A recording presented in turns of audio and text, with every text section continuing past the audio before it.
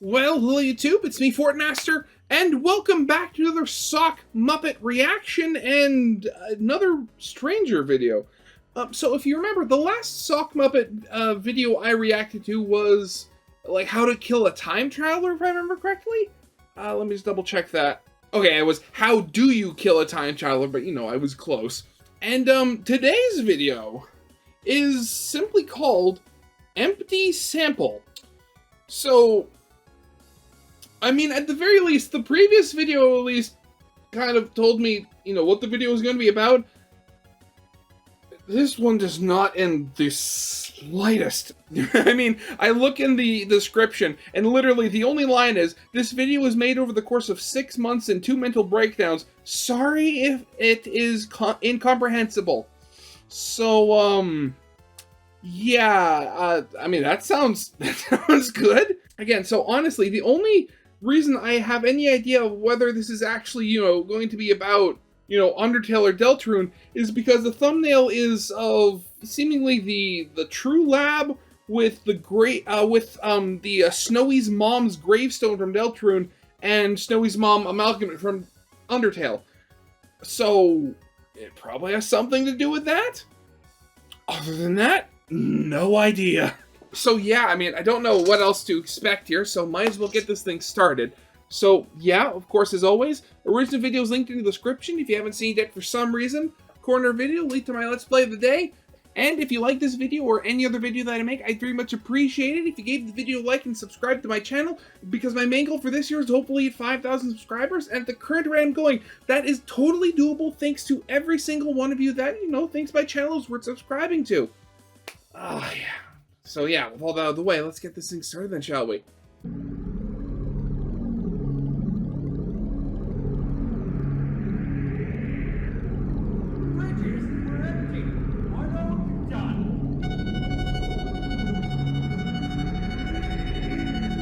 Okay, what's going on? We're in the True Lab.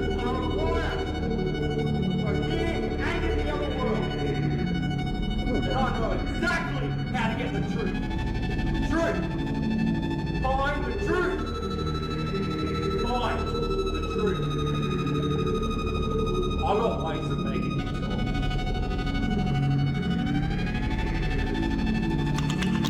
Oh god, here it goes.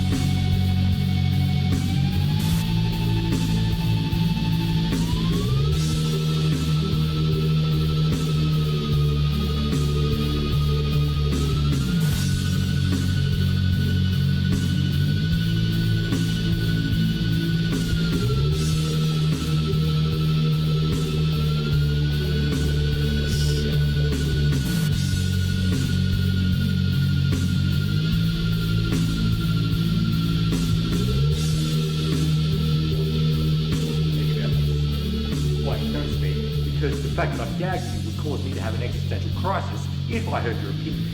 Just flick your truth. Rude. Okay, now both of you. You are not coming out until you tell me the truth. Bye-bye. Oh, hello. I was just preparing for a small role in a Broadway musical. Okay, so, yeah, that entire opening was, for lack of a better word, traumatic and, very worrying. Oh. Okay, so, obviously, I mean, True Lab again, there was, like, the Snowy's mom, and, you know, the thumbnail, Alfie's and Sans. God, I mean, I have, like, several different theories about what this video could be, and honestly, like, at the moment, I don't like where any of them are going. It's not much, but it's a start. Anyway. Start of something's what? shifty around here, so it's time I can for tell. our first, fresh, and only installment of Socky's People. Socky's People? Oh, what is that freak?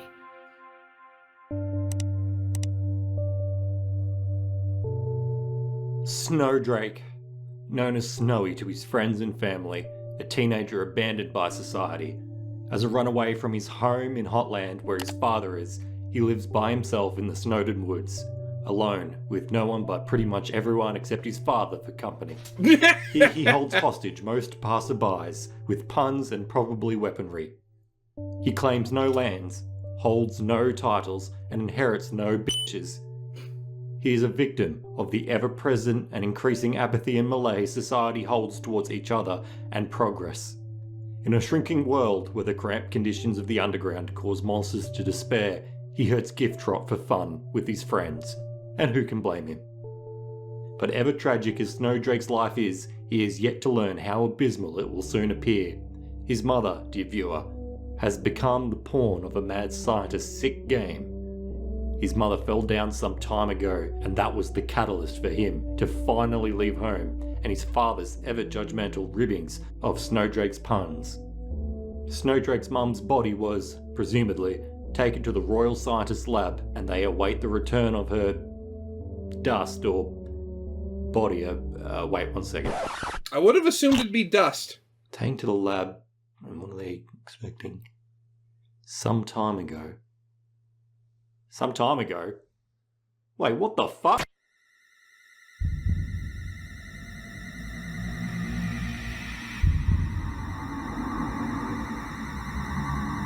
Okay, so the photo attached to Giftrot's horns that the player can remove in the battle with Giftrot, as it was put there as a prank to further hurt Giftrot, is that of a, quote, a childhood photograph of Snowdrake and his parent.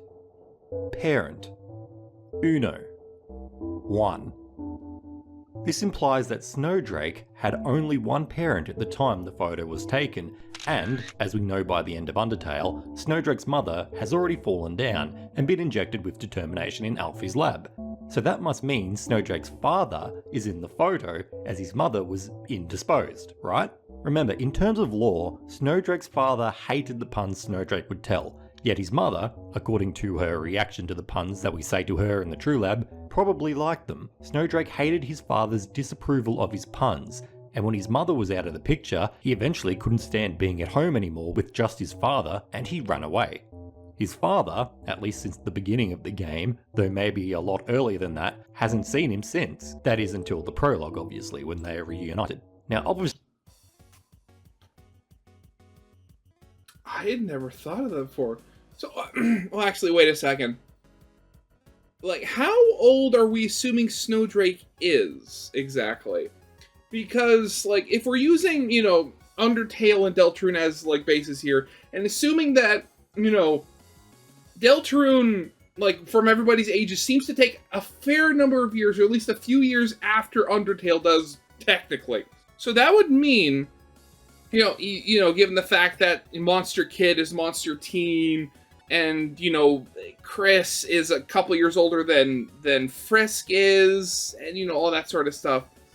So, using that could potentially mean that, you know, Snowy, while they did run away from home, are still relatively young. God, I never thought of that before. And sorry if you hear anything in the background, I just opened a window because it was starting to get a little warm in here, and there's a very nice breeze outside. obviously, some of you may be thinking that that was his mum in the picture and that I'm completely wrong. What I reckon doesn't prove anything, that's true. I understand, and there's more details to come, but I doubt Snowdrake would use a picture of himself as a child and his mother as an item to prank Giftrot with so flippantly. I reckon he'd cherish it, as after all, Snowdrake's mum was the only one to laugh at his jokes. He loved his mum and hates his dad, so I reckon that's a photo of him and his dad that he used to torment Giftrot with, as it's easier for him to part with. But what am I getting at if that is his father in the photo that's on Giftrot? Why am I talking about all of this? Well, you see, the problem I have is, when did Snowdrake's mother fall down? When did any of the amalgamates fall down? You see, falling down is a state monsters enter when they're about to die, a comatose state, and they have, presumably only recently, been taken to Alfie's lab to be experimented on with determination. But then I became transfixed. When is recently? Who has family in the lab? How long has Alfie's been the royal scientist? If we assume that Alfie's experimenting and the amalgam's existence is only a recent phenomenon, as in a few weeks or maybe a few months before the game started, then all the amalgams and their constituent monsters would have all had to have fallen down recently. You see, according to Monster History Part 6, a secret Monster History book that wasn't added to the main game but can be found in the game's code, a monster who has fallen down will soon perish. Soon perish. That sounds like a very small window of opportunity to get determination into a monster's body that has fallen down. Again, like, there are some weird things about the timeline there that, that I've never really thought of. Granted, I mean, this might be also connected to Sockmuppet's video where he was talking about, oh god, I'm forgetting which one it was, but it was the one talking about where it was like, oh, Gaster was actually the one that started the determination experiments, and then Alphys kind of picked them up afterwards because she felt like a fraud or something. But thinking of it, again, going back to my own thing, where, again, like, the age, like, questioning how old Snowy is. Like, how... Like, honestly... You know what, let's just keep the video going. Let's see what else he has to say. If it will soon perish. Soon is the time frame that we are working within, and soon doesn't sound like very long. So if no one else, Snowdrake's mum must have fallen down relatively recently if her body is now an amalgam, right? But what does that mean if the photo on Gift Trot was a photo of Snowdrake and his dad when Snowdrake was a child? His dad was his sole parent, meaning his mum must have already fallen down. Remember, it's described as a childhood photo, and during Undertale, Snowdrake is described as a teen, a marked difference. What, is he? Okay, I guess that pokes holes in my questions then. So, well, I mean, okay, I'm trying to put logic and connections between Undertale and Deltarune. I probably shouldn't waste my time doing that. And to add to that, what are these letters that sit on Alfie's drawers, all unopened, all from a variety of monsters?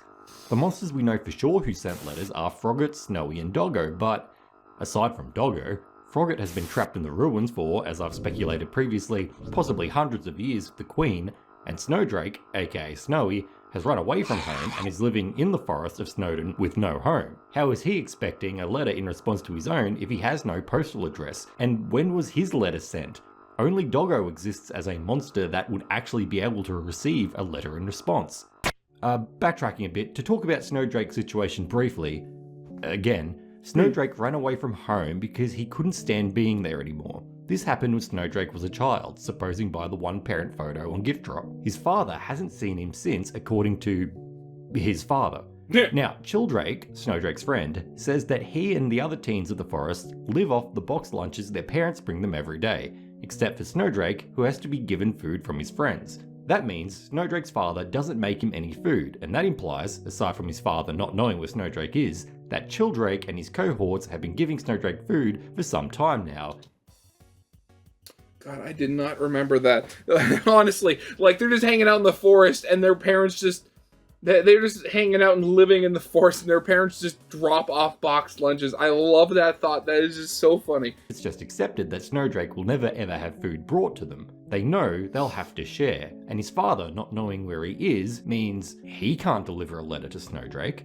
Anyway, I'm bringing this up because not only does this all add to the implication that Snowdrake's mother fell down years ago, not recently, adding to the photo being evidence of when Snowdrake's mum would have died, aka when Snowdrake was a child, aka years ago, but also that Snowdrake would not have written that letter to Alphys recently. That letter was probably from the time that he was still at his home in Hotland with his father and had a postal address to have letters sent back to him in reply. This means that the experiments on Snowdrake's mother must have happened, roughly 6 to 10 years ago now, judging by Snowdrake's age, which means the amalgams, or at least Snowdrake's mum, are not a recent phenomenon. They could have been in the True Lab for years. But what was young Snowdrake and the other monsters expecting from Alphys in general when they gave their dying loved ones to her?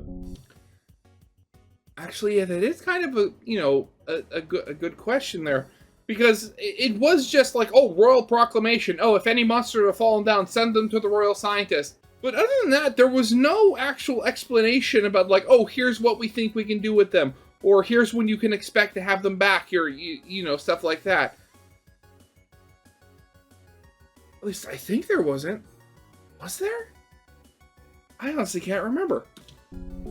Entry 15 says that the monster families were all called and told that their family members would all come home soon. This entry was probably an entry written by Gaster during his experiments. If you don't know what I mean, go watch my previous video. Now, Alphys may have also been put into the same position as Gaster and called the family members of the fallen monsters she had experimented on and told the families that they had recovered and are fine. She states in a later entry that, quote, "Everyone is calling me to ask when everyone is coming home." So we can assume that she told everyone whose family she experimented on that their loved ones are alive again and well. I'm assuming she made these calls before their loved ones started turning into amalgams. But then why has the issue of loved ones returning suddenly just dropped out of the consciousness of all these family members? Why did Snowdrake leave home if he thought his mother was going to return soon? You see these two married dogs, the ones that I believe to be immortal, again watch my other video, they say they are going to visit the doctor as she hasn't been responding to their letters. Letters, they say, are written by Doggo. Doggo then says that he gets the greater dog to write the letters, to which we read the letter, written by the greater dog, which just says bark in a flowery font. That's why the letter in the lab is addressed from Doggo, but is actually written by greater dog on behalf of the married dogs. But ultimately, it's pretty much from all of the dogs, this letter, which makes sense as they all have parents in the True Lab that, unbeknownst to them, have merged into the amalgam endogeny. They are the only monsters with family in the True Lab that we get a hint are even thinking about physically checking to see what the current go is vis-a-vis their now unidentified parents. These two married dogs are the only ones to even seem to care that their loved ones are still alive but haven't been returned yet. And they eventually don't even go to check. You imagine if you were told, "I brought your parents back from the brink of death and they're fine, they'll be home soon." You'd have a lot more motivation to find out what's happening with that, right? So why are they so unmotivated to get their relatives back? Okay, so I'm just trying to work out the timeline here, because this is obviously based off of, you know, his video talking about, you know, Gaster, and I can't remember who, but I think I can't remember who, but I watched a really good video of somebody debunking that. But okay, so trying to figure out here, depending on, you know, who actually did discover determination, whether it was, you know, Alphys or Gaster or whatever. If it was Alphys, and it was 6 to 10 years, I mean, I could see that. Simply because, as he stated, you know, the people of the underground are rather, at this point, rather apathetic. So even if he's like, oh, they got proof, it's like, oh, your families are better now, we're going to be sending them home, but then they just never came home. I could see that just as being people being like, what are you going to do? This life is going to suck. We're stuck underground. Who cares? You know, that sort of deal. And then when, you know, the amalgams are released, that is like, it's a major surprise there. Not just the dogs, but Snowy, Shire and Frogget and all the other monsters who have relatives in the lab. My theory? How long it's been. To understand what I mean, let's try and piece together a timeline of events so it's visually apparent. So, Brady and Caddy tell us that Alphys was immediately made royal scientist after making Metaton, and presenting Metaton to Asgore as a robot with a soul. They say she was like a big sister to them, and that she's not been seen in forever by anyone. This implies that Alphys has been royal scientist for some time now, and that they were kids, Brady and Caddy, the last time they were with Alphys. This implies that, as they are now teenagers and not kids, it can be assumed that they are around the same age as Snowdrake when Alphys became royal scientist. So, Snowdrake's mother falling down and Alphys becoming royal scientist happened around the same time, presumably. To further prove... God, okay, I keep trying to figure out, like, how to fill holes in with stuff that we learn and see in Deltarune, but at the same time, it really doesn't, because even if Snowdrake is a teen, like, from what we see in Deltarune, like, Brady and Caddy are both seemingly older teens. while it seems like the other people are either like mid or younger teens, just from like the differences in their height at the very least. Either that or they're in like their early 20s, depending. Because again, Deltarune does seem to take place a little after, so... God, I haven't had this much of a headache trying to figure out a timeline since I tried to do it with FNAF. This end, we can look at when Metaton was made. Metaton's diaries, back when he was a ghost by the name of Habstabluke working in Bluke Farms, explain when he was created. Metaton left after a person from his human fan club made a body for them that they liked to inhabit. This person was Alphys, obviously. Alphys then says to us that she made an entertainment robot named Metaton a long time ago, when we first meet her. Also, Undyne states in a phone call that no one has seen Napstabluke's cousin, referring to Metaton's ghost form Habstabluke, in a long time, implying that Metaton was, again, created a long time ago. So, with all that and what we... But what constitutes a long time ago? Like, I doubt we're talking centuries here, because again, like only boss monsters are immortal, and seemingly they're the much rarer variant of monster here. Given that the only 3 we've ever had confirmed were Toriel, Asgore, and Azrael. So, like for a normal person, a long time ago could be like around a decade. Honestly, if you were to ask me right now, like, what would you consider a long time ago? Like, I wouldn't be able to tell you, because, like, a long time ago is just, a long time ago. Whether it's actually physically a long time ago, or just a time you haven't thought of in recent memory and haven't given much thought. So, like, a long time ago is, like, super vague.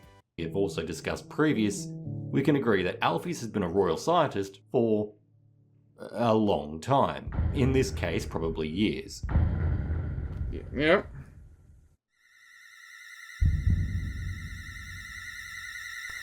What's happening? Metaton had made it big before Alphys' experiments went haywire. Also, Alphys had befriended Undyne after the experiments had failed and everyone was calling her about their relatives. Habstabluke, as Metaton, made it big and became a superstar a long time ago, as we discussed, and Undyne already seemed to be close friends with Alphys at the game's start, so that places the experiments being done around here-ish. This is when Snowdrake's mum would have fallen down as well. But look at this, however. Before Metaton existed, in his diaries, the first diary Metaton ever had, he talks about Shiren's sister falling down. This is before him becoming Metaton and even before his fan club. Before Snowdrake's mother fell down even, Shiren's sister had fell down. That doesn't necessarily mean that she fell down years ago. As the diaries state, Metaton, Habstabluke, had invited Shiren to perform with him and his cousin, Nabstabluke, as stated in his first diary. We know that Undyne had been giving Shiren piano lessons leading up to our entrance into Undertale, but one day she just stopped coming to those lessons, presumably because either her sister had fallen down and or Habstabluke had left the farm to become Metaton. I'm actually leaning toward the latter as to the reason for Shiren's lack of attendance to the piano lessons. You see, Shiren seemed to like the idea, according to Habstabluke's diaries, of performing with Habstabluke and Nabstabluke, meaning she still had some ambition and motivation to do things, even with her sister now gone, meaning her total despondency to not practice any performative art would likely be because there was no point to anymore. In this case, Habstabluke disappearing and leaving her alone with an equally shy Nabstabluke. This is how I envision it on a map. Shiren's sister fell down. Habstabluke makes it a fan club. Alphys befriends Metaton. Habstabluke. Snowdrake leaves home. Snow's mother is dead. Habstabluke leaves Bluke Farm, becomes Metaton. Alphys becomes a real scientist. Metaton made it big. Monsters start contacting Alphys. Alphys' experiments fails. Alphys befriends Undyne. Undertale start. Span of time could be a matter of days, weeks, or months.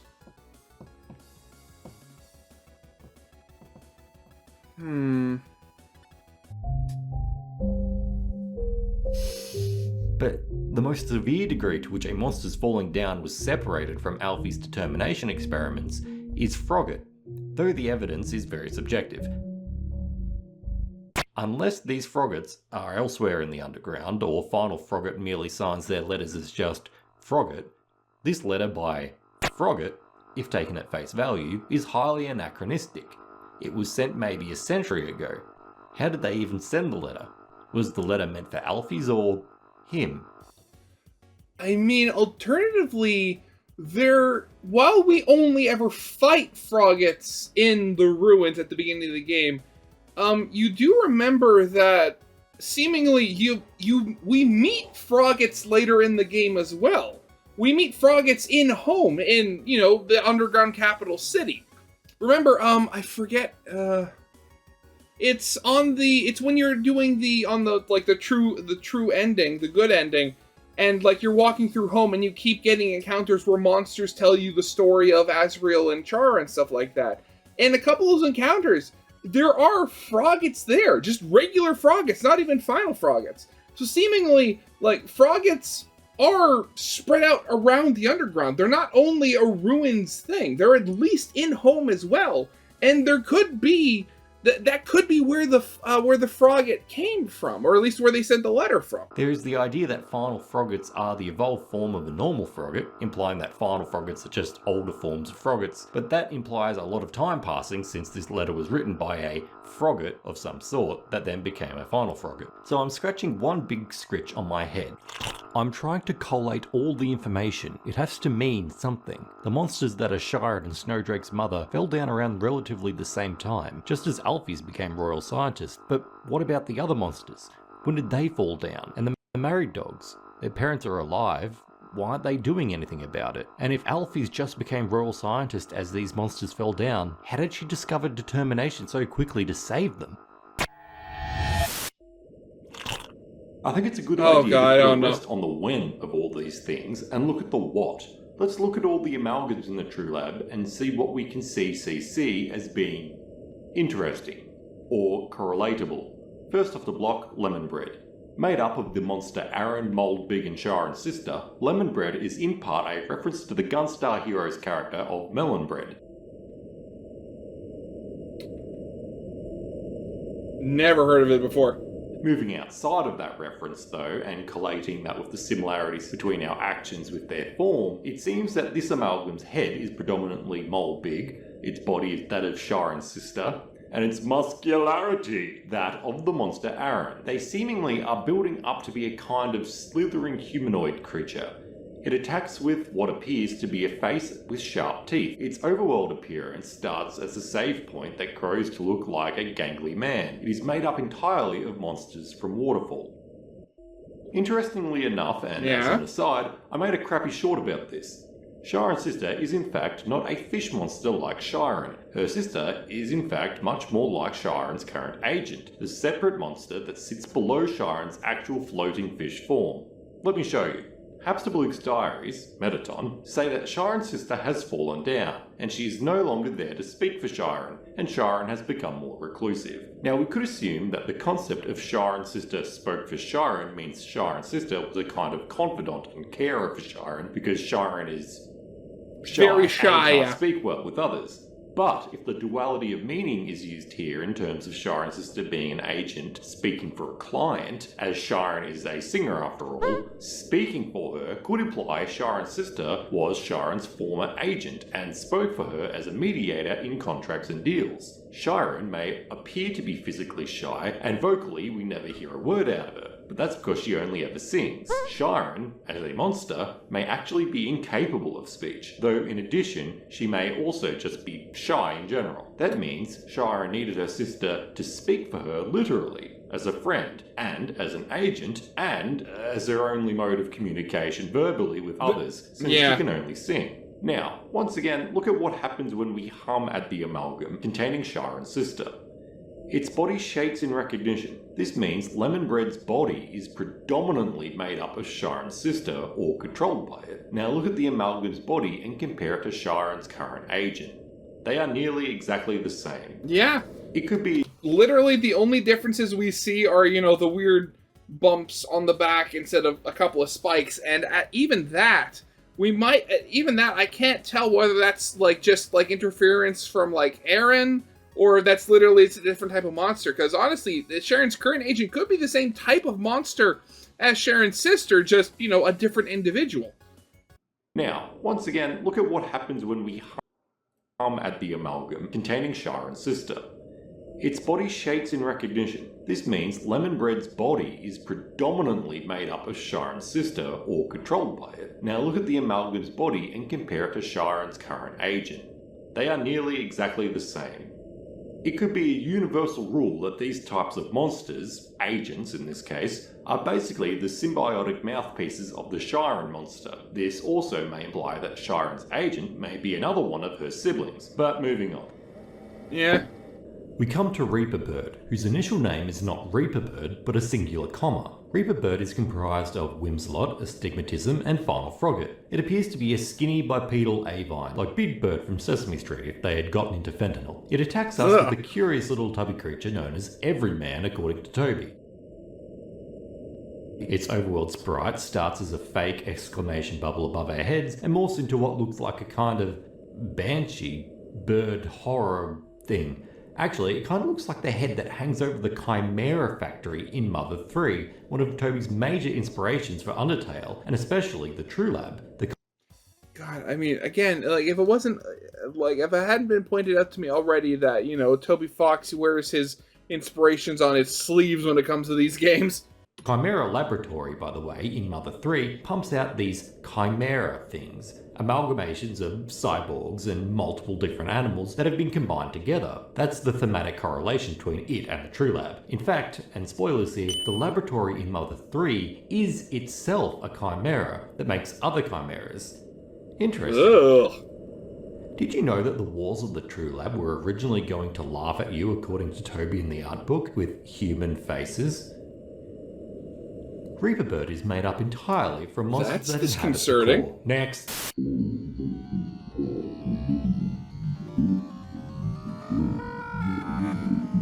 Help me!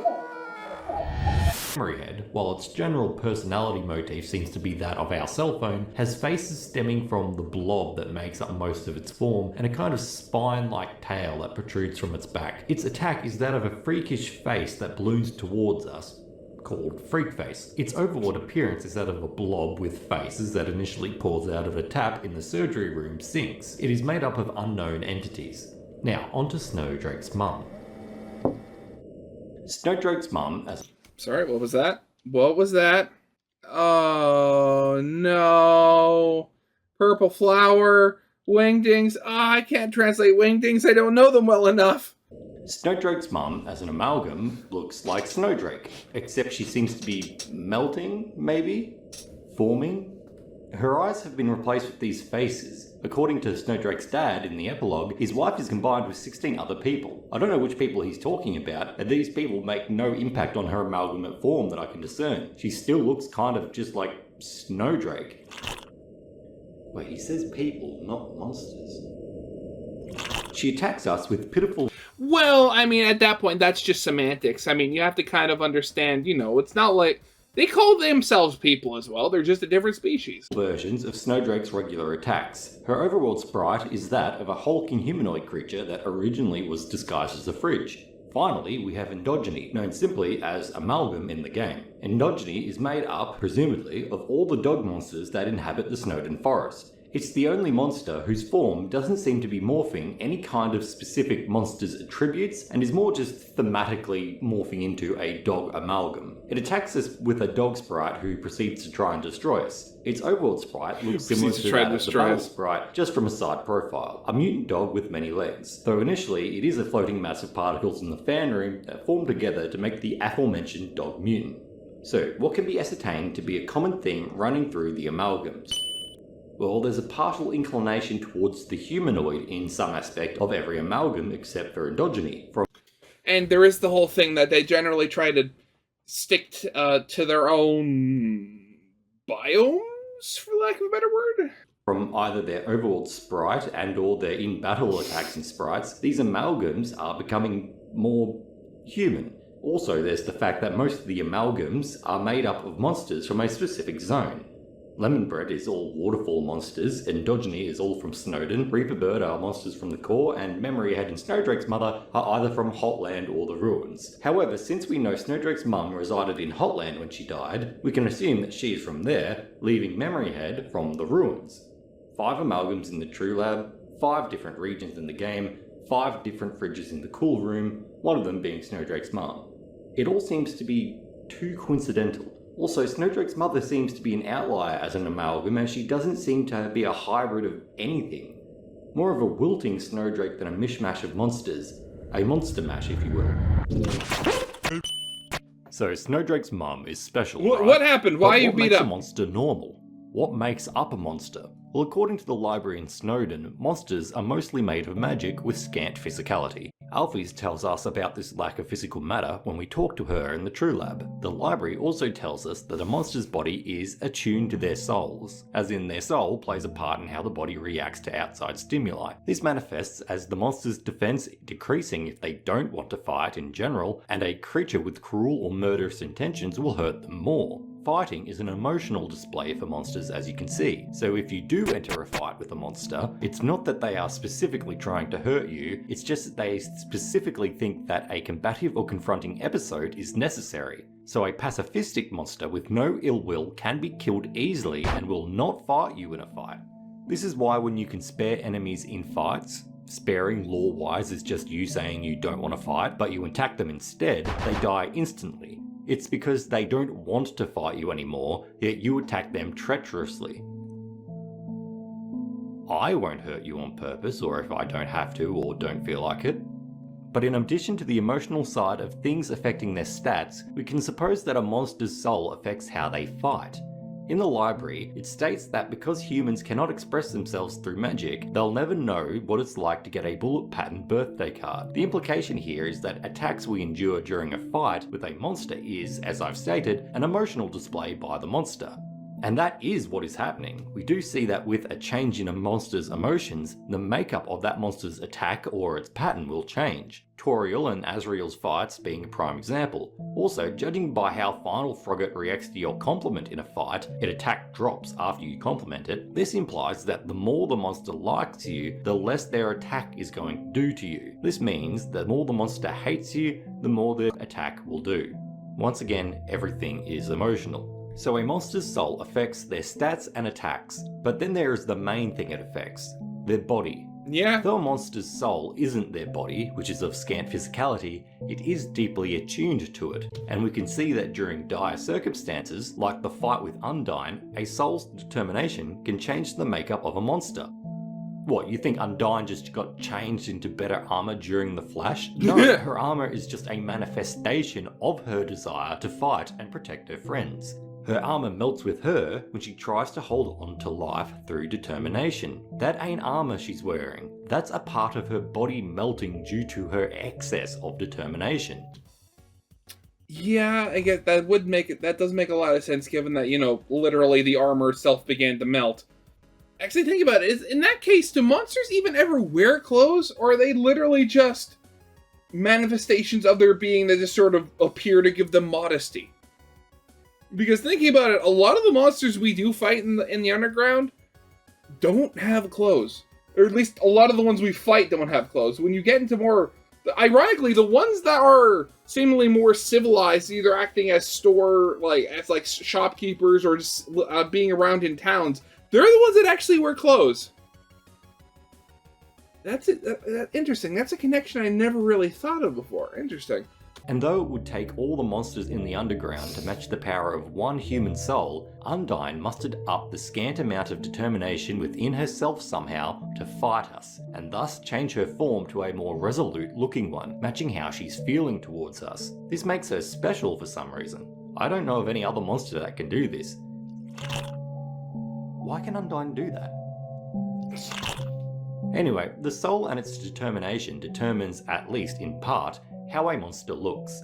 They look like their hopes and dreams. How they feel is a monster's whole deal. A monster manifests malleably in manners most meaningful to monsters, and only a little too much determination can make them melt. Imagine what a lot would do to them. I do have a theory as to why they melt because of determination. You see, while determination has the duality of meaning as I've stated in previous videos, Yeah, I there's remember. determination as in someone's drive to achieve something, and determination as in to reverse termination, aka determinate. Again, until I'd watched that first video, I had never noticed that before, and honestly, I want to slap Toby just for how clever that is. It is so stupid, I love it. But taking the former meaning at face value, if physical matter is given a will or drive to achieve, what would that physical matter do? I don't know, but the melting we see may be the physical matter of the monster, the body, What little acting it is. independently from the soul, or without guidance from the soul, taking on a different form, as in their body is disobeying the soul as to the form it should take, as it has more determination than the soul, and is now acting independently. As we God, that is a horrifying thought right there. Ugh. Man, that's almost like... God, that's like almost being like some sort of like layer of like John Carpenter's The Thing. Like, your mind is still there, but your body is disobeying and just doing its own thing. Oh, I don't even think about that. That's freaky. we know, monsters don't always stay melted or keep on melting indefinitely, otherwise all monsters in the True Lab would just be puddles. They eventually become different. They become something new. Why? I'm not telling. I'm just theorising on the how, ATM, for real, no cap. Oh, God, there's some sort of weird subplot going on in this video. Please. No. Now, with how the soul affects the monster's body, stats and attacks in mind, let's look at each of the amalgam stats in the game files and see if there's something amiss that differentiates each amalgam, as surely a cacophony of souls mangled together should affect them in this regard, right? Oh, So, yeah, you'd think. Lemon Bread, HP 100, Attack 8, Defense 9999. Reaper Bird, Well, HP okay then. 100, Attack 9, Defense 9999. Memory Head, HP 100, Attack 9, Defense 999. Oh, really? Endogyny, HP 100, Attack 9, Defense 999. There are some differences there, but they don't seem to be any major differences between each amalgam. And Lemon Bread's slightly lower attack may literally be due to a meta reason of Toby just making their fight a little bit less difficult because maybe it was slightly too hard with the higher damage. Who knows? But an incredibly high defense implies the monsters are determined to fight us for some reason. Especially Reaper Bird and Lemon Bread, who are 10 times more determined to fight us. Anyway, I'm forgetting the main amalgam I'm concerned with here. Snowdrake's mum. Now, how is she different? Because already, I mean, like, 100 health. I mean, granted, I mean, like, these are the show stats. I think, I know that, in Undertale, a monster's shown stats, so what their actual stats are in, like, the code can be different, which I'm very annoyed at, honestly. But thinking about it, what's it going to be? I can't remember what her check was, so maybe it's going to be, like, 10... 1, 0. It's gonna be like really pathetic or something, isn't it? HP 400, Attack 0, Defense 0. Oh! 0. Remember what the library implies. A lack of defense is a lack of desire to fight, and a lack of attack may imply an inability to harm due to a lack of desire, a lack of cruelty, love for the player, or just a lack of physicality. Now, 0 doesn't mean a complete lack of desire to fight, or an inability to hurt, just that they are apathetic to being in the fight. They'll take it or leave it. As many of the amalgam's spare dialogues state, they can be spared if they don't care, are contented, have calmed down, etc. They are in a fight with you, but only due to agitation. Calm them down and they leave.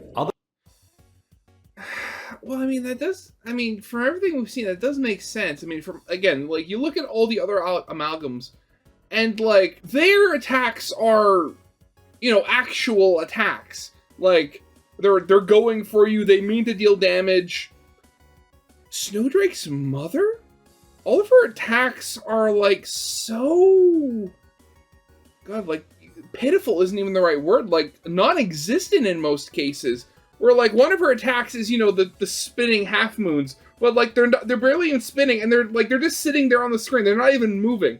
Like that's taking apathy to just like a whole new level there. Other monsters we meet in game, like Whimslot, Magic, Astigmatism, and Temmie, all have negative values for their defense stats, but still fight.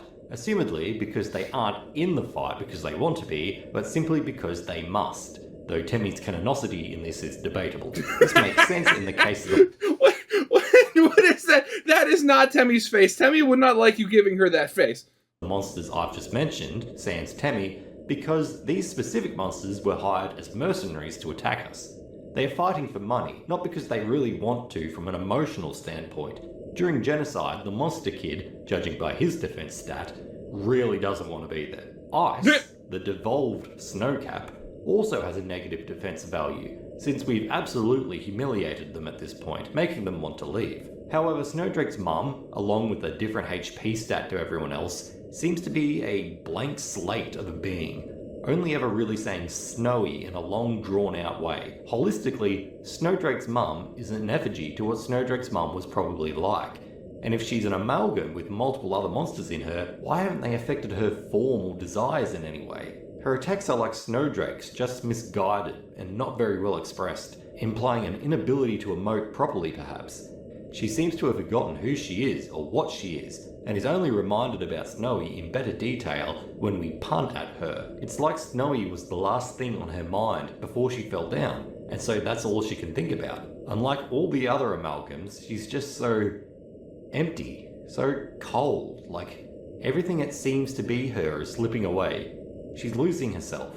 She's gone. Gone? Okay, so I swear, if this theory starts talking about Gaster and the Goners, I don't know what I'm going to do, but I'm going to do something. It's at this point I'd like to talk about what I think a goner is. Yeah, oh, hi.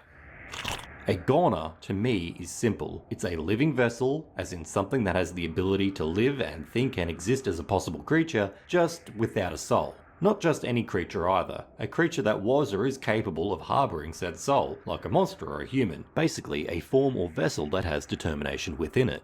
Nothing drives a goner, no soul is present, hence the namesake, a concept that is along the lines of the determination, refuse, fallen down axis of double meanings Toby is so fond of.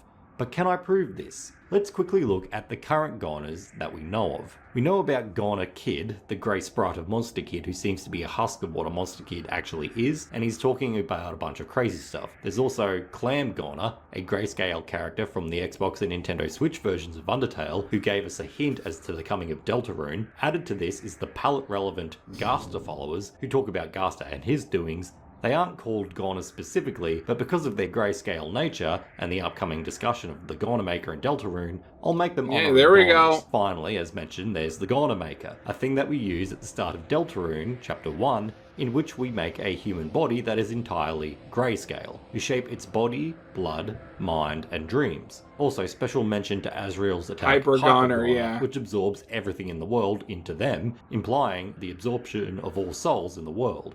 Anyway, what am I getting at? Why am I talking about goners? Well, take a look at entry 14, one I presume to be by Gaster, in which the author states that they thought all of the monsters injected in the True Lab were goners. Remember, the author at this point in the experiment knew that the monsters were going to die. They expected them to die. They just wanted their soul power to break the barrier. So it's not that the author believed that the monsters weren't going to make it. You know, as in, they're going to die and there's little we can do for them. They expected, if not hoped, for the monsters to die. Monsters, as we know, turn to dust when they die. But these monsters were neither dead nor dust. They are walking around as if nothing is wrong. Meaning they show personality and drive and life, as if they had a soul in them. So what did the author mean by, I thought they were goners? Well, as I said, goners all seem devoid of a soul, something that makes them who they are and gives them that spark of life. The Goner Maker alludes to this by describing the figure we create as a vessel and a form in-game. The author of entry 14, in my opinion, thought that the determination they had injected into the bodies of the dying monsters had allowed the soul to die, but the bodies to live, making them goners that were just laying around doing nothing, as husks are wont to do. That was until the body started walking around and talking like nothing was wrong, making them think, oh, I thought they were goners. So in summary, a goner, from both my and possibly the author of Entry 14's standpoint, is a vessel, form or body that is devoid of a soul, but does still live due to determination in its body. Their soul is gone, hence goner. This causes the body to become emotionally stunted and incapable of having a personality. They are alive but empty inside. But, in the case of monster bodies at least, as we don't have any human goners that we can compare them to. Not yet. I'm still hoping that we get to see our vessel in Deltarune someday. The monster body's symbiotic relationship and attunement to their soul during their life means that a goner body of a monster still holds some of the essence of that monster's now departed soul. As we know, monster ashes, when they turn to dust after they die, are said to contain the monster's essence and are thus spread across the monster's favourite thing after they die during a monster's funeral. The idea that a monster's dust does have that monster's essence in it proves to be true when the flower that had Azrael's essence spread over it was injected with determination, and that flower woke up with all of Azrael's memories, believing they were Azrael, hence Flowey. So a goner's body must in some respect also retain some of the previous soul's essence within it. This explains why the goners and Gaster followers speak to us when we find them in game and not just stand around blankly like Link's Majora's Mask statue. However, the physical effects on a body who has lost their soul is no... I'm sorry, it took me a second to remember the name, but Sock Muppet, are you referring to Ben Drowned? No, that was stupid, I'm sorry. Noticeable. They lose all colour and they become grayscale. And also, maybe, given enough time, a goner will lose all the essence of the soul within them that they just had and become cold and empty. Now, Flowey is technically a goner. Why aren't they grey? As for why a flower isn't grey, a flower never really begins with a soul to begin with. So assumedly, a flower's colour would remain the same as the original flower that was injected with determination.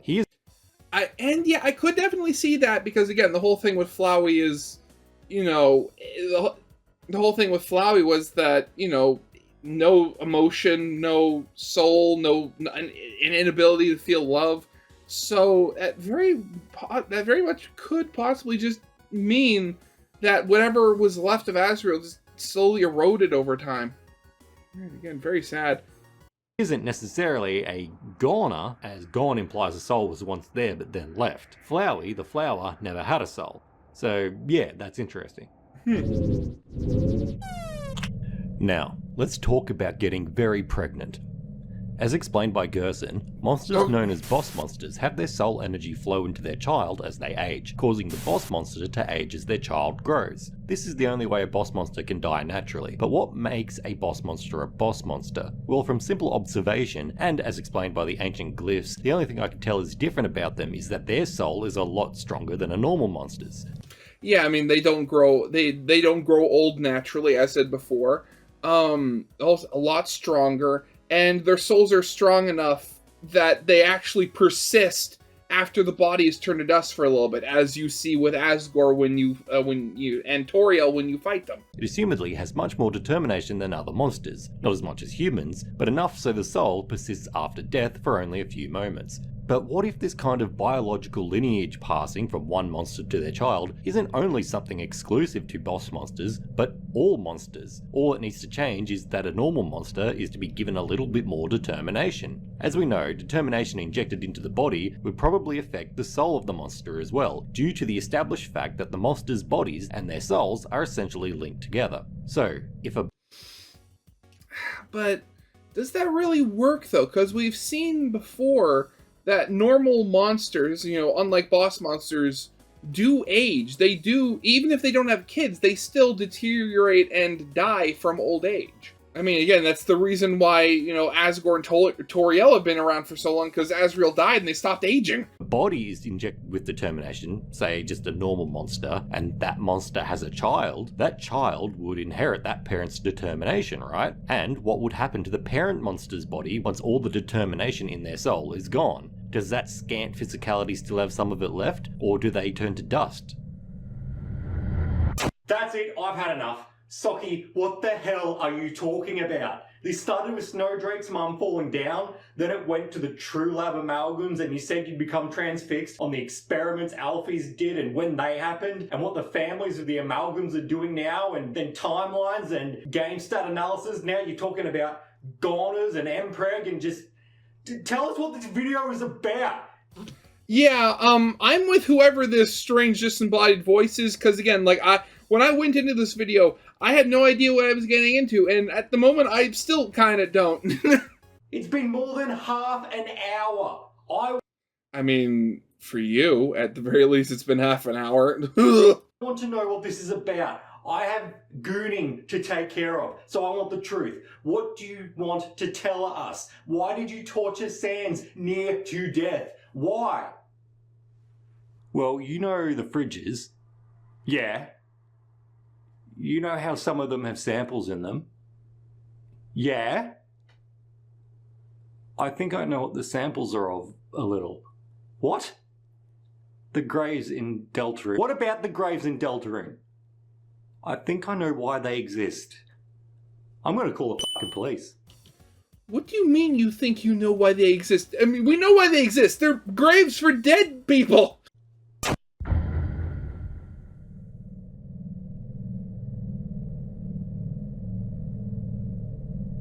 All of this so far is primer for that, but everything I've got to say, I think there's something wrong with me. Yes, there I'm going is. to try to explain myself in order from sane to insane, horseshoeing back to some kind of smooth/gigabrain conspiracy. Welcome to a little section I like to call confirmation bias. Okay. Right, that was unnecessary. But anyway, timeline recap. In my theory, the timeline is this. Gaster does experiments, they are determination experiments that don't go haywire, he makes a few immortal creatures, doesn't get the results he wants, and then vanishes after another experiment. Many years later, Shiren's sister falls down, and Snowdrake's mother falls down. This time frame coincides with an engineer named Alphys building a robot who she says has a soul called Metaton, though we know it's actually Habstablook inhabiting that robot. This gets her made royal scientist immediately by Asgore, and she's tasked with breaking the barrier. She eventually discovers determination and injects it into monsters. Metaton becomes famous, and eventually Alphys' experiments fail after she thought that she brought some monsters back from the dead, but they eventually start melting. From here, a few years pass, around 6 to 10 years, in which Alphys hides from the worlds and all of her mistakes that she's done, venturing out only to hang around the garbage dump, in which she meets Undyne. So what's in the fridges? First of all, there's something I need to get out of the way. These fridges are either empty or filled with samples. From left to right, they are consecutively empty and then full of samples. Now, the question then arises, what are the samples of? Well, we just need to think logically. What experiments do we know of for sure happened here in the True Lab? While speculation can be cast as to any other experiments that happened, like how I believe Entry 17 was an experiment done somewhere else in the lab, separate from the determination experiments, we best only go with what we know for sure happened, and that was the determination experiments. So think of what made up those experiments, as in what was materially involved. Flowers, monsters, amalgams, human souls, determination, and a scientist. Now we know all of these things can't fit. That's it. The samples are from Alphys. No. Ugh. Into a fridge as a sample, except Snowdrake's mother, of course, but she was a fridge, not in the fridge. So think about the idea of refrigeration. Why would these things that were samples need to be refrigerated or frozen? Well, again, we need to take a logical deduction here. Refrigeration is normally used to keep biological material from degrading, rotting, developing mold, etc. You get the idea. That means these samples are probably some sort of biological material that needed to be frozen or refrigerated, as they are a byproduct or a result of the experiments. So I was gonna say, I initially was gonna say, they put the monster bodies in the fridge after they'd fallen down, but again, that doesn't work, because, monster bodies don't decay. They just, when they get to a certain point, of death, they just dissolve into dust, and because of their, lack of physical matter. So I don't think, refrigeration or something like that for a human body would count? We can assume that the samples aren't very large, maybe beakers of stuff, petri dishes, or maybe plastic tubs full of things. As the fridges state, there are multiple samples in the fridges that have samples within them, meaning they'd need to be small enough to fit in the fridges with multiple other samples. The word sample itself denotes a lack of an entirety as well, as in these samples are merely a small portion of something that was greater. It's not the amalgams. Again, ignore Snowdrake's mother for now, she's a special case. Mostly, they're out and about roaming around the lab. It's not frozen monsters, as the fridges are far too small to contain multiple bodies of still living but frozen monsters. It's not the souls, as we know the souls are hidden by Asgore by the barrier, and it's probably not the flowers, as we see that the flowers are all set out on the table in the mirror room, and those that are set out are the control cases of the flowers mentioned in the lab's entries. There may have been cuttings taken from these flowers that were possibly refrigerated, who knows, but the idea of a control case gives me pause, as it should for you as well. What did Alphys inject with determination other than the flower she wanted to be a vessel for the souls? The fallen monsters, of course. She wanted their souls. However, if you were to have control cases for the flowers, as you don't know what to expect in these determination experiments, then it stands to reason that you'd have control cases for the monsters' bodies as well. And what happens when a fallen monster without determination injected into their body eventually dies? They dissolve. They turn into dust. Remember, at the start of the experiments, Alphys always expected the monsters to die and then give the dust back to the families for the funerals. She just wanted the souls. She was already assuming she would be collecting a bunch of dust, and since time was no issue for Alphys, she didn't have to make every corpse count, so why not have control case monsters as well, and then compare those bodies to the injected cases? But that's not all. Remember back, each amalgam is made up from monsters from the same biome. 5 different amalgams, 5 different fridges, 5 different biomes. All the amalgams are made up from specific monsters from a specific biome. Then, remember, 5 different fridges containing samples. You see what I'm getting at here? The samples are the biological leavings of departed monsters. They are samples of the monster's dust, of those departed monsters, and each fridge probably contains or contained dust of monsters from a single region. One fridge for Snowdin, one fridge for Waterfall, etc. You get me. So at least at the beginning of the experiments, before she made a bunch of amalgams, she was always intending to give dust back to the families, so she would have to store that dust. And since it's presumably been years since she's become royal scientist, we can assume she didn't immediately discover determination as well, meaning... But again, like, why would you need to keep the dust refrigerated? I mean, I'm pointing towards, Deltarune a lot here, but at the time of recording, I've just finished the first portion of Chapter 4, where you meet Gerson, and then you go into, like, the office of the church and stuff like that, and you discover the little, for lack of a better word, snow globe containing the hammer and Gerson's ashes and stuff like that. So, if the ashes could be just kept, like, completely fine in what basically amounts to a snow globe, it doesn't seem to be something that needs to be refrigerated. It seems like it's more akin to, like, fireplace ashes or, like, sand or dust. It's like, it's a coarse material, but you wouldn't classify it as organic matter because it doesn't rot. It's just there. More than likely, some of the monster bodies that she would have received at the start would have perished early on in her experimentation, before she found determination. This time frame, along with the correlation of the 5 fridge, 5 amalgam, 5 biome, it seems clear to me that these fridges stored said dust of those monsters. But why are some of the fridges empty? This is where we start getting more insane. I think I know why at least one of the fridges are empty, and not a fridge. If these fridges contained dust, assumedly containing the dust of creatures from separate biomes, as in the fridges were segregated to have only dust of monsters from a specific biome, then of the 5 fridges, why did only 2 of the fridges have samples in them? And why was one Snowdrake's mum? Brace yourself, because this is going to get wild. During her mad panic, the experiments not panning out the way that she wanted them to, Alphys states in entry 12 that she doesn't know what to do, and that she'll keep injecting everything with determination. Now, dear listener, the bodies aren't dying or waking up. Her flower is no different from the control cases. She also needs a vessel. That's paramount. So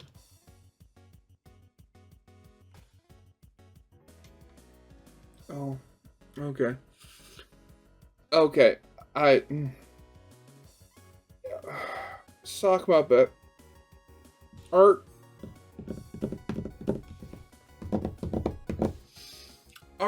you honestly going to suggest that the Snowdrake's mother, the amalgam that we meet in Undertale, is not only, the remains of Snowdrake's mother, but is in fact a literal refrigerator given life?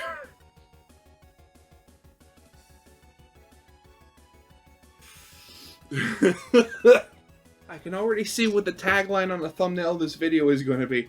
Is your refrigerator running? Oh! So, why not inject determination into something that once held a soul? Seems like a better shot than just a random flower, right? Remember, she says she's literally injecting everything with determination.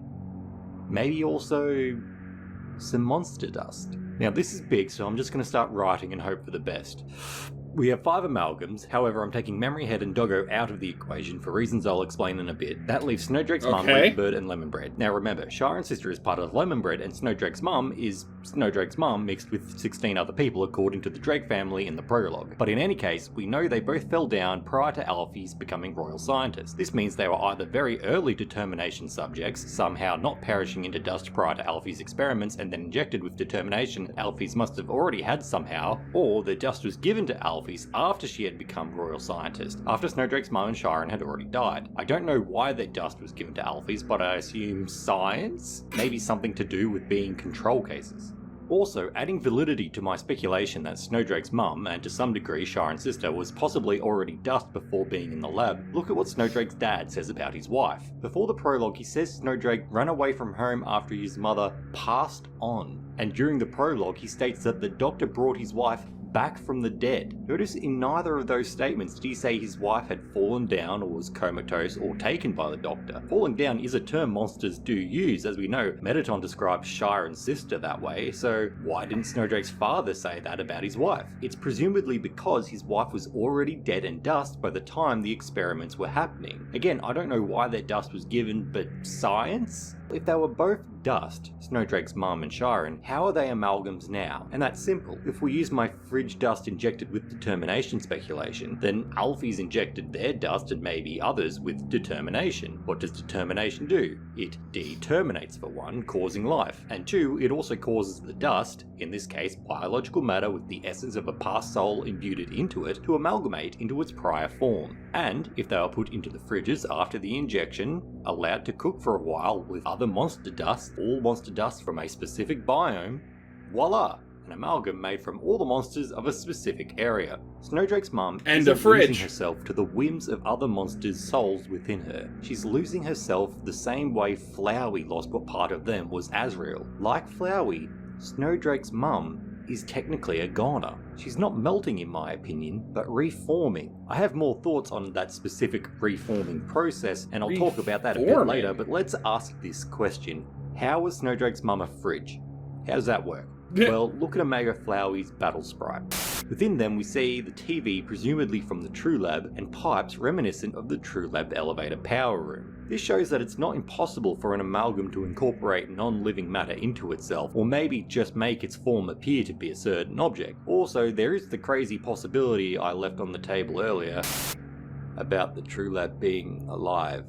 Ugh. That's unconfirmed. But also, you see the displays on the walls in the fridge room? They talk of the families of the fallen monsters, as well as Asgore, asking when their loved ones are coming home. In my writing on the wall video, I theorised that the relevance of these displays being here is because Alfie's felt cold and alone vis-a-vis the fridges. But if the fridges are filled with the dusty remains of family members, then that's a direct correlation to the information on the displays with the contents of the fridges. It could work. Anyway, I believe this explains how Snowdrake's mum exists given her timeline of falling down around when Alfie's first became royal scientist, and possibly also how Lemonbread exists with Shiren's sister, and to that end maybe also Reaperbird. They are dust of multiple monsters from the same area combined together to make some form of hybrid goner monster, or at least Snowdrake's mum is. But what about memory head and endogyny? Well, guess what? I've not even begun to go insane. Oh, God, things are gonna get weirder still. See, I like Sock Muppets videos, but honestly, I'm just trying to wrap my head around this. Because,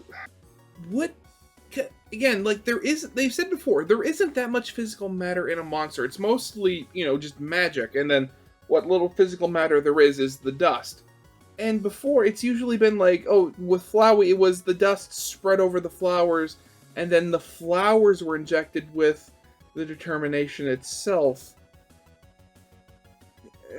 I'm trying to make sense. This is starting to really make my head hurt.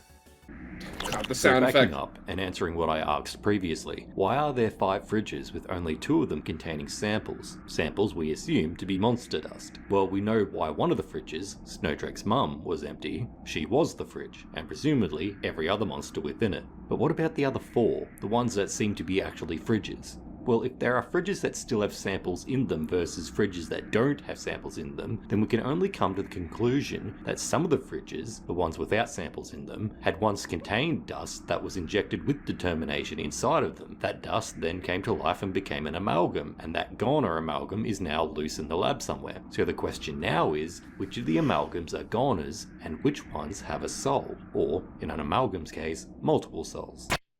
Remember, how can you tell when a monster is a goner? If they're grey or not. Which amalgams are grey? All of them. While in the true lab, that is, you see there is one amalgam that isn't grey. Endogyny. Endogyny, once above ground in Snowdon, has a white colour palette, meaning the greyness that affected them in the true lab was only due to the dank atmosphere of the lab. Once outside, their true colours shine. Well, yeah, actually think about it, because all the other dogs are also white as well, so that's literally just, the fur. And if we look at the texture sheet that their sprite and all the other amalgam sprites are a part of, we see that they have 2 distinct sprites. One for above ground and one for the true lab. But here's the thing, none of the other amalgams have a changed palette sprite. This means that either they are all goners, or that maybe at least one of them didn't get a coloured sprite since they didn't reappear in the prologue. After all, we only see Snowdrake's mother, Endogyny, and Lemonbread in the prologue as amalgams. Memoryhead and Reaperbird don't make an appearance. Snowdrake's mother and Sharon's sister are both grey above ground, and being that they likely fell down before Alfie's experiments, I'm making them goners. And Endogyny is white, so I'll say that he's an amalgam of monsters that were still alive and not dust when they were injected with determination. It makes sense that Endogyny is not soulless, as remember, the guard dogs are the only family with people they care about in the true lab that still actually care about what's happening with their parents and what the go with that is. Remember? This implies that they were expecting their parents back alive and not just as dust, implying they gave bodies and expected living bodies in return. Correlate that with what Doggeressa says about Alfies and yeah, they're expecting their loved ones back alive. That leaves Memoryhead and Reaperbird. Now, I believe Reaperbird to be the other amalgam that isn't a goner since Memoryhead is so obviously a phone. I mean, obviously. Once again, entry 12. Alfie's injected everything with determination. So it's injecting a phone? Okay, yeah, I mean, that's definitely something.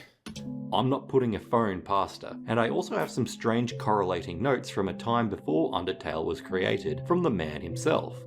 You see, What? These notes show that Memoryhead may be monsters and or technology from the ruins. You don't see it? What about now? No? What? What about now? What if I do this? The writing on the other side of the page. Seriously? Is that what you're doing? You know what, let's clear it all up and there. See? Dr. Alfies is the creator of the technology in the ruins. He just uses his magical powers with the composition of something and puts together metals. The magic of the ruins then take over and gives the mechanisms power. Probably God, this is a very early version. Not Dr. Alfies was a man. a mad scientist type, but not the girl character. Not looking for anything serious. General structure. You see, the implication here is that Memoryhead, being possibly correlated with the ruins as their origin point, was created by Alfies or was intended to originally be a magical mechanism. Obviously, retcons have happened since. Alfie's is a she, not a he. Yeah. She uses engineering to make stuff, not magic, and the ruins have been sealed for years, and Alfie's was shocked that the Queen was still alive at the end of Undertale, implying she's never met the Queen before, meaning she's never been inside of the ruins before, as well as a lack of her cameras being in the ruins, pointing to her lack of knowledge of the area. But anyway, I reckon Memory Head is a phone that was injected by Alfie's that may have amalgamated onto some monster dust from the monsters in the ruins. I mean, if you look at the eyes on the faces of Memory Head, they kinda look like Froggett's, Whimsun and Migsop's eyes, but that's entirely speculation. What we do know is that Alfie's experimented with souls and phones before. On her work table, on level 2 of the lab, we can see some very interesting blueprints. Make of them what you will for now. There's also the possibility of another amalgam that is hiding from us that may also have a soul, but that's unconfirmed. Yeah. Oh god, Undertale Yellow, Kaneko, please, please, Toby, make Undertale Yellow canon update. It is possible that all amalgams aside from Endogeny are goners due to them not having a coloured palette in the texture sheet. When we are accosted by the amalgams in the power room, there are 4 amalgams that advance on us, possibly smelling the chips on our person if we had any in our inventory. This may be all 4 amalgams that we've met so far, sans Endogeny. Correlating with that, upstairs there is a dog food bag that is used especially to feed Endogeny, assumedly. This implies that all the other amalgams eat something else. I wonder if the chips are magical or physical. What would only a body without a soul be able to eat? Why can they smell the chips from the True Lab but none of our other magical food items? And why does Alphys and Papyrus use the excuse that they need to go to the bathroom, yet monsters have no need for bathrooms according to the food monster at Grillby's? Stop, Socky. It's another video. Oh god, already seeding ideas for future videos. Why do monsters have bathrooms? Oh god, what's happening now?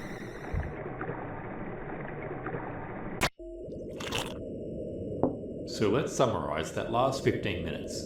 I believe that at least Snowdrake's mother is a goner, a vessel without a soul, with the added possibility that every other amalgam are also goners except for Doggo due to Doggo's colour palette, above ground and family members still provably caring about them coming home prior to the prologue. Also, my own pet theory that these 2 dogs are in some way in the know as to the determination experiments happening in the True Lab adds to the suspicion that they already knew what Alphys could do and would bring back their parents from falling down. I also accept the possibility that due to 2 of the fridges still having samples in them, that there may be 2 amalgams that aren't goners and 3 that are. If that is the case, at the moment I believe the amalgams that have souls are Doggo and Reaper Bird, being that since I also believe Memory Head to be a phone injected with determination and mixed with dusts from monsters from the ruins, that would leave them as the obvious goner and Reaper Bird as the remaining soul-filled amalgam. Snowdrake's mother and Lemon Bread are goners due to the time frame in which Shiren's sister and Snowdrake's mother fell down, and the grey colour palettes that remain when above ground, implying they have no soul. That's the first bout of crazy out of the way. Now let's move on to my psychosis.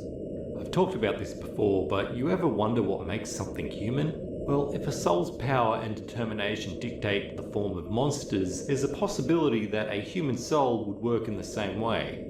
But if you inject a human's determination into a monster, what happens to that monster's body? What is human determination versus monster determination? Should a corpse be injected with determination and that corpse has no determination of its own flowing from its own soul to counter or blend with the new injection of human determination, we must assume that the corpse's form and the way that they would emote would change to be more human. Let's assume for this theory that all amalgams aside from Doggo are goners. Memory Head.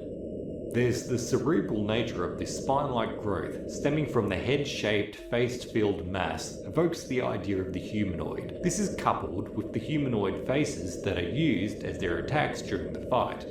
I mean, yeah, I could definitely see that. I mean, given the whole, gloopy nature. I mean, you could almost see this as being like a skull pointed downwards. If these are like, potential eye sockets like pointed downwards and they're covered in shadow. And then this is like the hole for like the nasal passage. And then this potentially bit right here almost looks like maybe a bit of a lower jaw that's just being hidden by the top of the skull or something. I could see it. It's like a phone was injected with human determination, and, being that smartphones at least, the ones that Alfies are so fond of, are a type of computer, Memory Head seems to be becoming a kind of brain with humanoid features. Reaper Bird. While Reaper Bird and Memory Head's overworld sprites don't evoke the idea of the humanoid, the battle sprites of Reaper Bird does. Astigmatism has become the head, Final Frogget its torso and arms, and Whimsalot its legs. But longer. They're amalgamated to become humanoid as opposed to anything else. Combine this with their attack, once again, like with Memory Head, attacks must assumedly be an emotional display reminiscent of the personality of said monster, and that personality is made up of the soul, or remnant of soul. Reaper Bird attacks with every man, quite literally a humanoid creature described as a man. Then we have Lemon Bread. Their in-battle sprite hasn't changed too much from the non-humanoid, though you could say it's slightly upright and becoming at least mermaid-ish. Its overworld sprite is that of a lanky humanoid creature, and it attacks with what can be seen to be a human face. Again, the Gunstar Hero references put aside. But then we have Snowdrake's mum, the one that I really do believe to be a goner, and one that I really do think is becoming more humanoid, though not as apparent. Her overworld sprite is obviously humanoid, but there are subtle changes to her in-battle sprite that aren't so apparent. Yes, her eyes have been replaced with faces that could be said to be humanoid, that's obvious, but then there's the more subtle differences. Like the fact that the snowflake has turned into a person with hands and a potential eye? Yeah, that's a little creepy right there. Her snowflake on her face is turning into a human. You got 5 fingers on each hand. A face seems to be appearing at the top, and Snowdrake's mother's legs, in general, are getting closer together. Less chicken-like and more person-like. Doggo, being that I think they are an actual amalgam of still living souls, doesn't amalgamate any human traits, as Just they have the pure power dog. of the souls of the dog guard parents to counteract it, though the dog's form still does change to become more like the concept of a bunch of dogs rather than the individual dog monster they once were. And then there's Flowey. How do human souls affect him? Yes, when they absorb every soul in the underground, they turn back into Azrael, as opposed to some mega-human plant hybrid amalgam you would expect based off my theory. But you have to remember that he absorbed thousands of other monster souls as well. His reforming into Azrael probably had something to do with that. But in the neutral route, when he absorbs all the human souls exclusively, he turns into some mega-human plant hybrid amalgam, with human hands and eyes and teeth and a human face that appears on the TV that's embedded into him. But now I think about powerful souls filled with determination and getting pregnant. Let's wrap this up soon. I'm having an aneurysm. Yeah, please! Yes, please. I've been sitting here for a while, and I have more things I want to react to today. It's already 5 in the afternoon.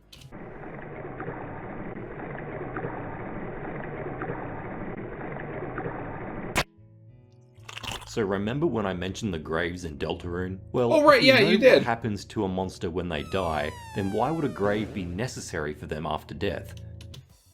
I mean, just as a memorial. I mean, like even now. I mean, there are some people, they get cremated and put their ashes put into an urn, and sometimes people don't have them buried; they just have them sitting in a jar on their shelf. But even then, you still have people that, even though if they are cremated, they get put into a grave, whether it's a traditional grave or one of those like mausoleum things with like multiple rows, and it's a form of memorial to show that they were remembered and stuff like that, and also to just to have like one last piece of them in the world.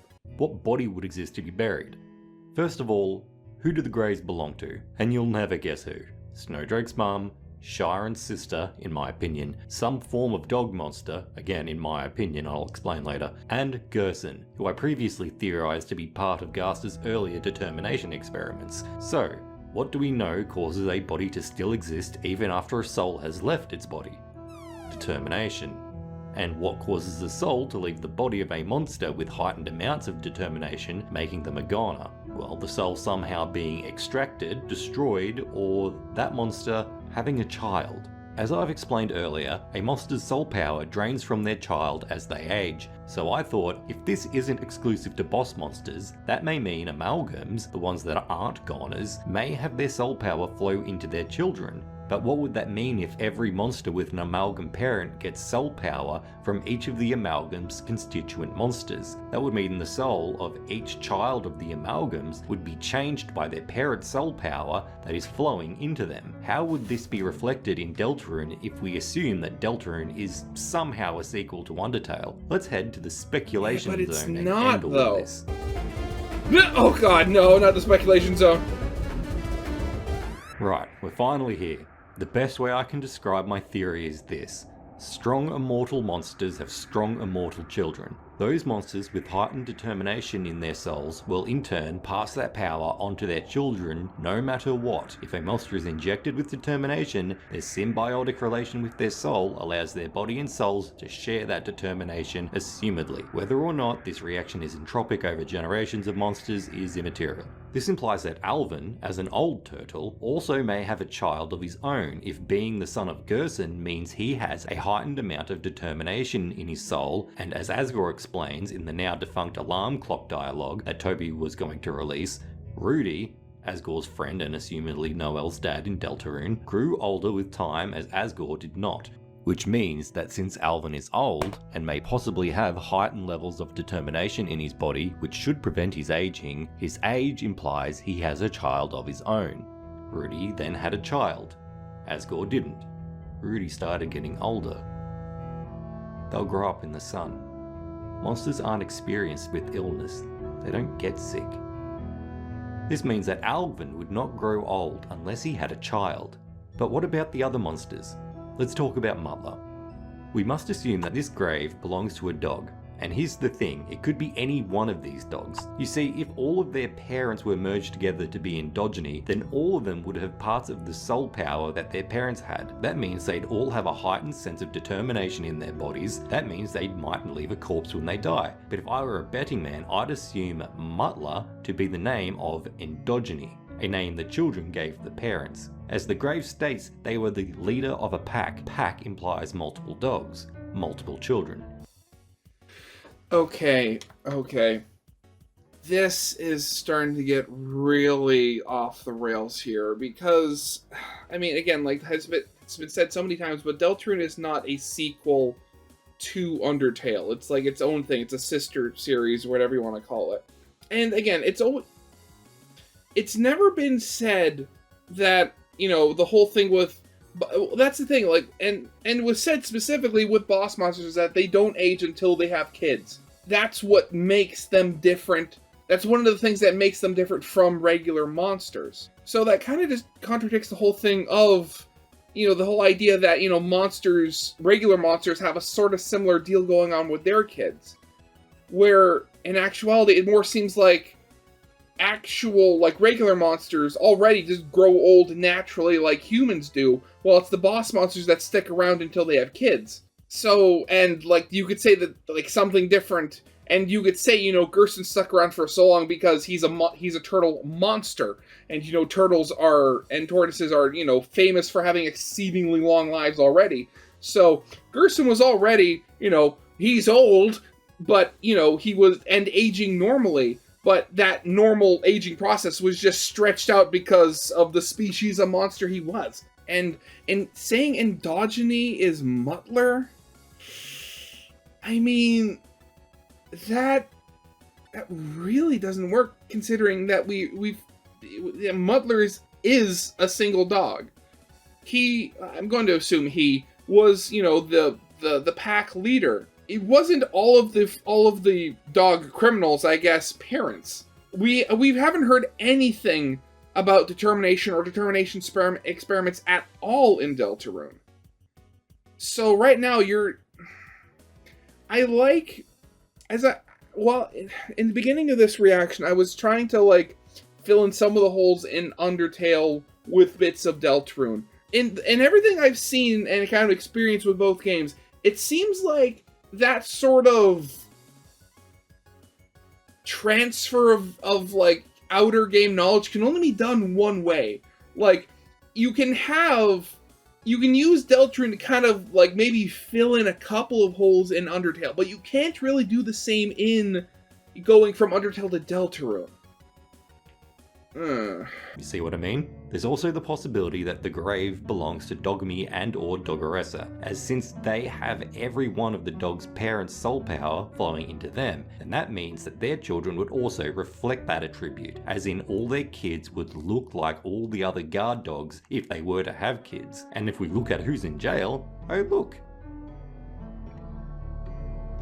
young dogs of every flavour of guard dog. This theory could be true no matter who's in the grave though, and I do genuinely think Endogyne is the one in the grave. But why is Snowdrake's mother, known here as Crystal, dead as well if she had no soul to have power flow out of? Well, there are two possibilities. Either she was killed literally in the physical sense, her body damaged until she stopped moving, just like real life. Or she did have a soul, and I'm wrong about her completely. Or she didn't have a soul in Undertale, but does in Deltarune, as these worlds and universes are only superficially connected, and all this speculation is for nothing. We know her child is Snowdrake, and they don't look any different, which implies that his mother doesn't have a soul, as Snowdrake doesn't seem to be showing any of the attributes of the 16 other people she was supposedly merged with. So basically... But again, like this whole thing, like none of these characters were amalgams. The amalgams do not exist in Deltarune. What are you doing?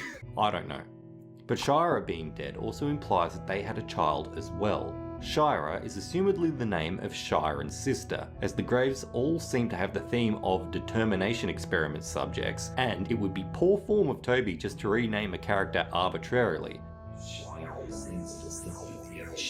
There's also the fact that the graves seem to physically represent the attributes of the monsters buried underneath them. Gerson has a shell or a hammer-shaped gravestone, Snowdrake's mum has a snowflake/gem theme, Endogyne's makes sense because how do you represent multiple monsters fused together and not show favoritism? You just use a basic stone. And Shira's grave is a crescent moon or slug-like shape, resembling how Shiren's sister looks much more than Shiren herself. This next bit could go for Snowdrake's mum as well, but as an amalgam, you may not have to have the original soul of the original monster to pass soul power down to the child of that said monster. Remember a monster's symbiotic relationship between soul and body. Shira's and Snowdrake's mother's dust may have had enough essence of them in it to essentially make the souls that their dust is a part of change to become essentially the new parent of that child. You know what, in Undertale and Deltarune, let's just assume all the amalgams had souls, because I just can't think at the moment. Anyone in chat, let me know what's more likely, soul yes or soul no. Okay, good, we're out of the speculation zone, okay. So, Mutler's children? All the dogs, essentially. Crystal's children? Snowdrake. Shira's child? Who would that be? I said before that it's implied that she must have a child if she's dead. Well, in both Undertale and Deltarune, we'd have to make an educated guess. The child would have to be musically talented, confident if they were the daughter of an agent, fish-like. In Undertale, they would have had to have lived in Waterfall, with also an unexplained amount of determination in their body. I wonder who that might be. Notice how both Shiren and her have the same eye covered, and also the same hair and fin sameness. My sister looks like her auntie as well. But anyway, those are the graves. But what about the other amalgam?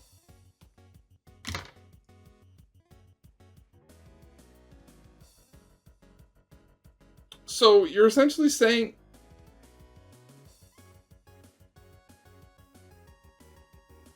So you're implying that Undyne is Shira's niece?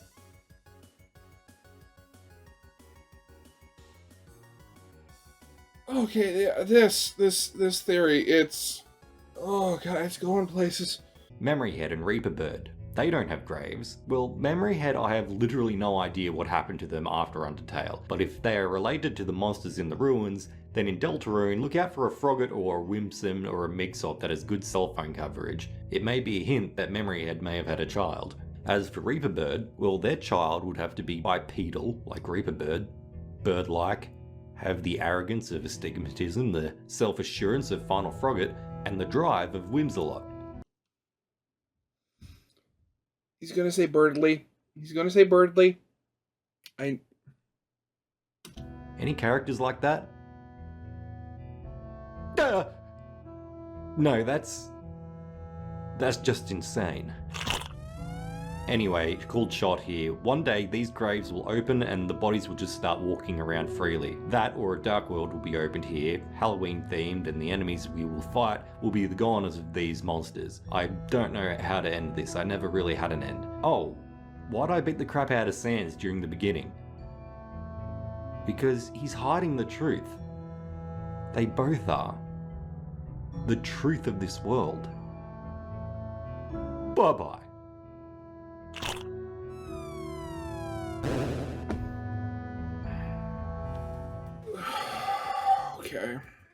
Okay, wait, I know this video came out a while ago. Oh god, okay, this video came out the day of Deltarune Chapter 3 and 4 releasing. And it was produced over the course of 6 months. So, obviously, this video was made so obviously this video was made a lot earlier than when we see Gerson in Chapter 4 in the Dark World.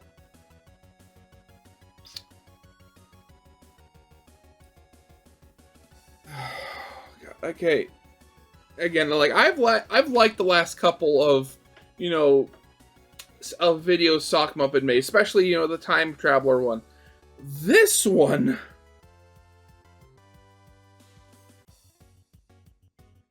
God, this one was just, honestly, it just went everywhere. I mean, okay, assuming that, you know, Snowy's mom was just the dust given determination, and that's why she's so weird from the others. Okay, I could potentially see that, just because, again, you know, the stats kind of pointed out. But the whole thing of, like, referring... Oh god, that's the problem when you have these types of videos that were made over such long time scales. Updates just seem to ruin them completely. I guarantee you, if this video came out months ago, like before Chapter 3 or 4, or even just like a couple of weeks before Chapters 3 and 4 came out, I would not be complaining as much. But it's still weird. Oh, yeah, but yeah, that's definitely going to be it for now. So yeah, I hope you guys liked. If you did, leave a like, subscribe if you have not. And yeah, I'll see you guys next time. Goodbye.